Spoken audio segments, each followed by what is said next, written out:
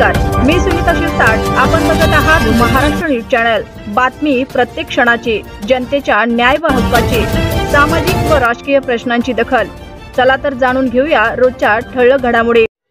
10 दिवसापासून पाईपलाईन नादुरुस्त, पाणीपुरवठा विस्कळीत, महापालिकेची दुर्लक्ष, नागरिकांची पाण्यासाठी भटकंती. परभणी जिल्हा प्रतिनिधी यांनी घेतलेली माहिती अनुसार परभणी शहरात प्रभाग क्रमांक 2 मधील मदिना नगर भागातील महेराज नगरात 10 दिवसापासून पाईपलाईनच्या दुरुस्तीच्या नावाखाली पिण्याचे पाणी सप्लाय न सोडल्यामुळे पिण्याच्या पाण्याची तीव्र टंचाई जाणवत असून सध्या नागरिकांना विक्रीच्या पाण्यावर तहान भागवावी लागत आहे. पाण्यासाठी नागरिकांना भटकंती करावी लागत आहे. मदिना नगर परिसरात मागील 10 दिवसापासून महापालिकेच्या वतीने पाईपलाईनच्या जोडणीचे काम कासव गतीने सुरू असल्याने हा पाण्याचा अडथळा निर्माण होत असल्याने मनपाचे पाणी पुरवठा विभागाचे दुर्लक्ष केले जात आहे असे दिसून येत आहे.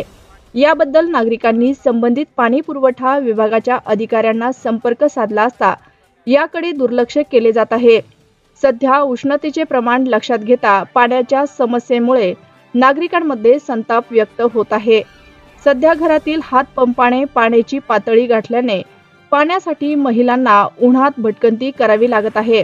पिण्याच्या पाण्याचा प्रश्न गंभीर बनला असून याकडे मनपाच्या आयुक्तांनी लक्ष देऊन पाण्याची समस्या दूर करावी अशी मागणी नागरिकांतून होत आहे.